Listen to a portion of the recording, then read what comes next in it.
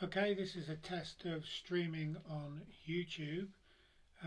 So for this video, I set up my Canon 77D as a webcam, and I'm using that with OBS Studios. So I'm just going to test out a few things, and I'm going to tell you about the universe in the process.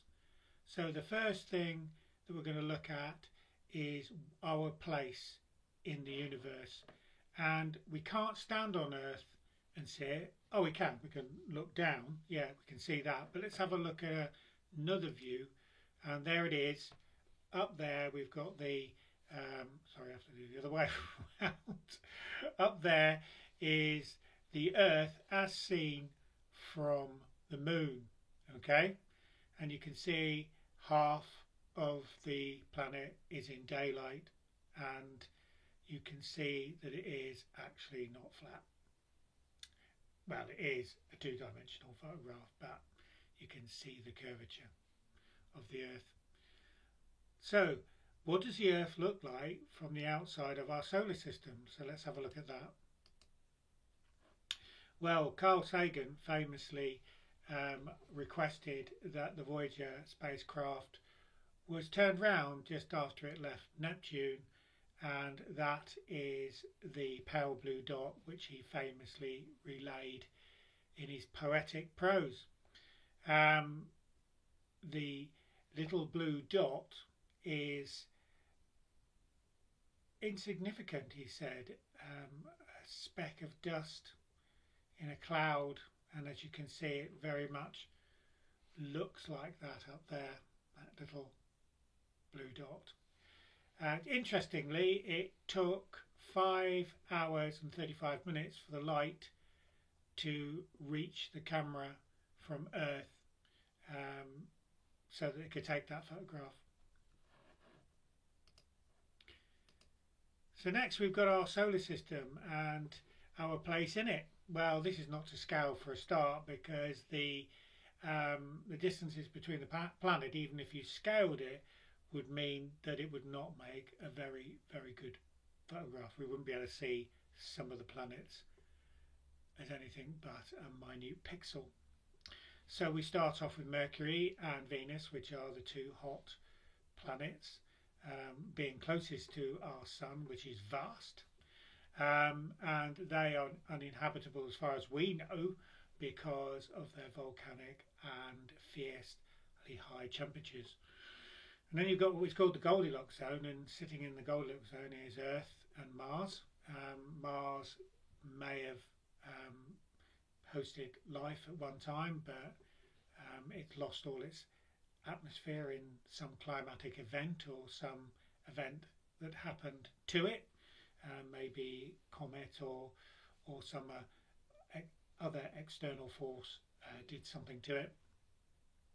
Then we have a little rocky outcrop next, and it's got asteroids there, but there's a belt of asteroids all the way around between Mars and Jupiter, and it has been postulated that Saturn could at one time occupied that space, but some cataclysmic event had knocked it out of orbit and into its current position.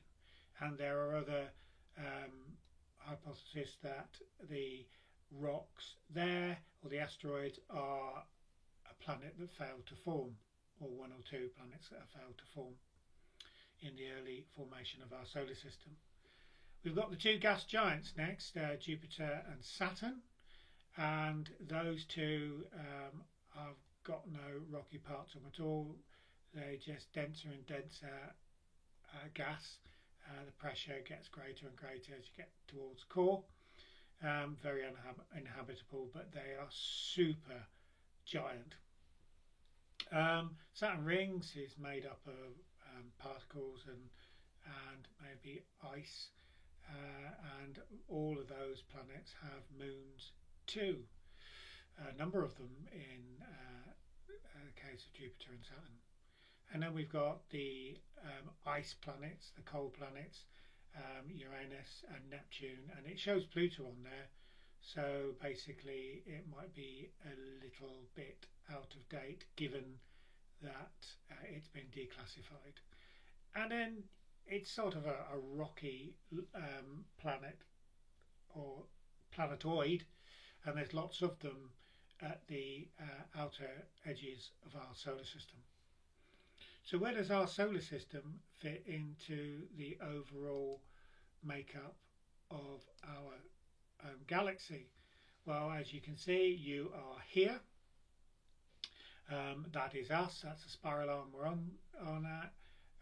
And you can see the Milky Way.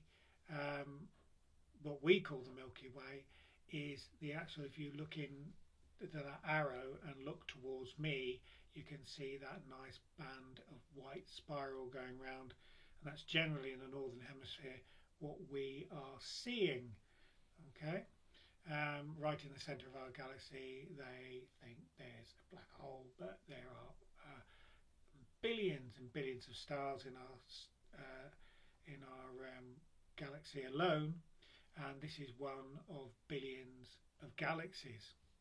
So to put that in context, we need something like Hubble, and this is Hubble looking at a very minute patch of our night sky. And if you imagine every direction that you could look, if you could look through the planet or all over the place, or you hung in space and looked around, it would be filled with billions of galaxies, and all of those there are galaxies, and each one contains billions of stars, and each star or a lot of the stars, or most of them, will have solar systems with planets, and they will all have moons. So the possibility of possibly life out there is quite good, I should think, but whether it's sentient life or anything like us is quite difficult to ascertain. The Fermion paradox states that there probably isn't anything out there, or there's nothing been discovered out there yet, but you never know. It would take billions of years for the light, well, it does take billions of years for the light to travel to this planet anyway, so you would have to move pretty quick or travel a long time ago. And it's got to be remembered that the further back you look, the more faint these objects are, is the nearer they are from the origins of our universe. So basically that's my tour, and if we reverse it back, we go from lots of galaxies to our own galaxy and to our own solar system and to our planet from the edge of our solar system and to our Earth from the moon, and then you just got to look down onto the floor to see the Earth at first hand.